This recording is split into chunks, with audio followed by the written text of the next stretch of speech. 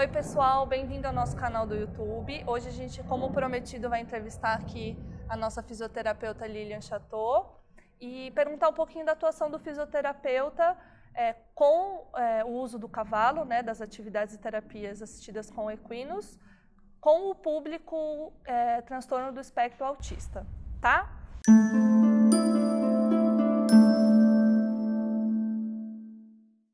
Chateau, a gente vê muitos questionamentos das pessoas perguntando por que o fisioterapeuta está atuando com esse público, né, com as pessoas com TEA. O que você acha disso? Em que momento o fisioterapeuta entra no atendimento dessas pessoas com o uso do cavalo?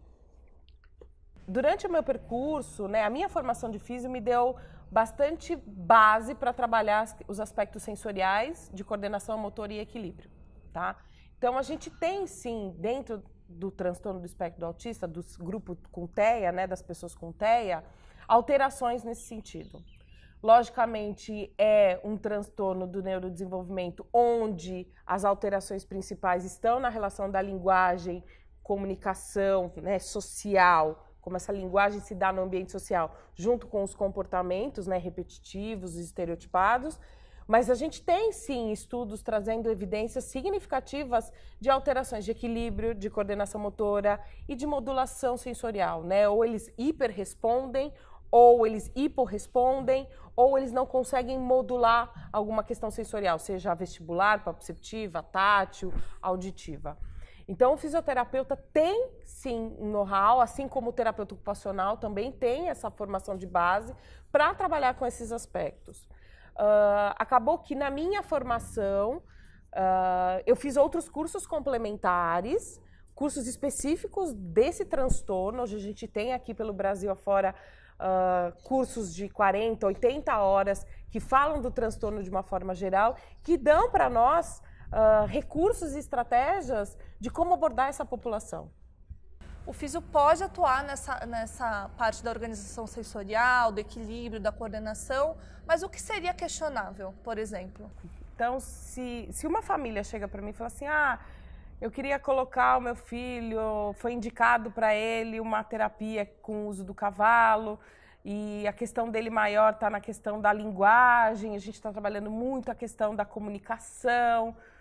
E aí eu, dentro, como uma coordenadora de centro, seleciono um fisioterapeuta para atuar.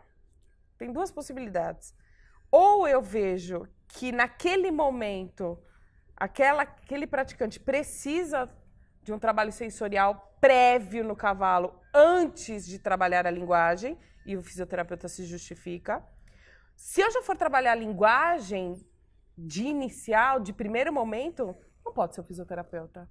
Eu tenho que ter um profissional na equipe que saiba trabalhar linguagem e ainda mais para esta condição em específico, porque o TEA pode ser verbal, não verbal. Se ele não verbal, a gente tem N estratégias de comunicação que podem ser utilizadas e facilitadoras de uma interação. E não é o fisioterapeuta que vai saber fazer isso. Se o fisioterapeuta tiver buscado formações extras, como eu fiz, por exemplo, talvez eu consiga usar um recurso ou outro, saiba usar um recurso ou outro.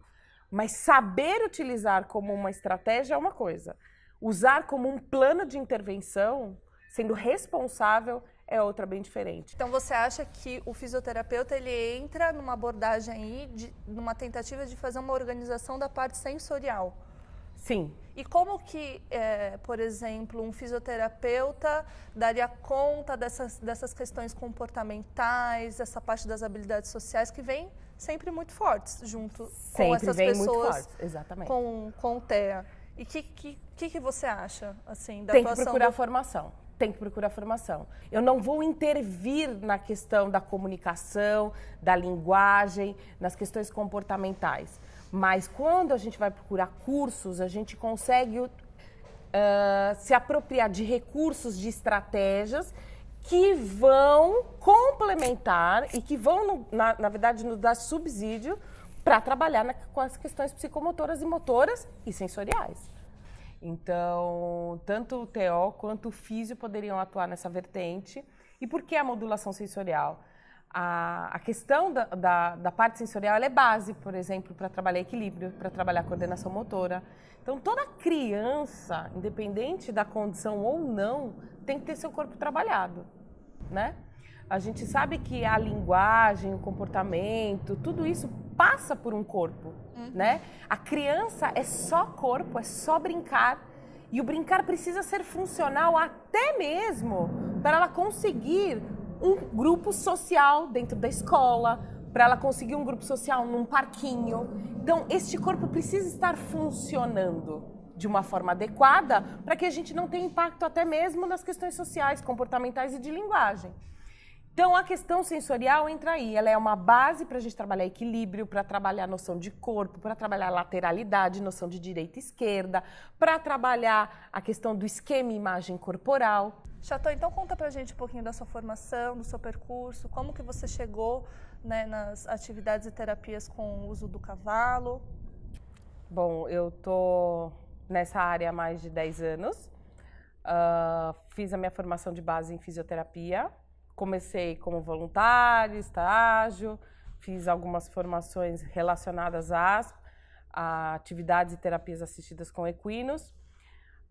Comecei atuando com a desordem neuromuscular, então com praticantes com paralisia cerebral, e acabei, neste ambiente mesmo, conhecendo outras patologias, outras deficiências e transtornos.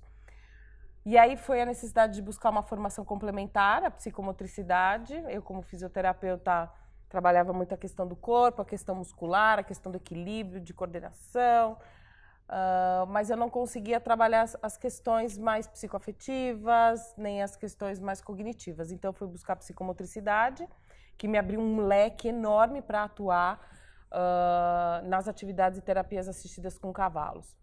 A partir disso, eu acabei indo para outros cursos paralelos. Eu fiz um curso que me deu bastante conhecimento em termos de mediação, que é o PEI, que é o Programa de Enriquecimento Instrumental. Quem puder conhecer a teoria do Ruven Forsten, vale a pena. Eu acho que para atuar com qualquer área terapêutica, quando você trabalha com mediação e aprendizagem, o Forsten traz uma teoria muito interessante e te dá recursos mesmo.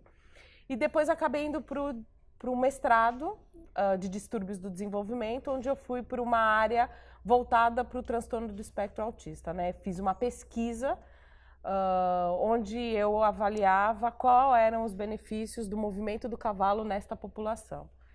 E acabei norteando toda a minha formação, toda a minha atuação hoje para esse público, né? Não que eu não atenda outros públicos, mas o forte é a minha atuação como fisioterapeuta e psicomotricista na questão do transtorno do espectro autista.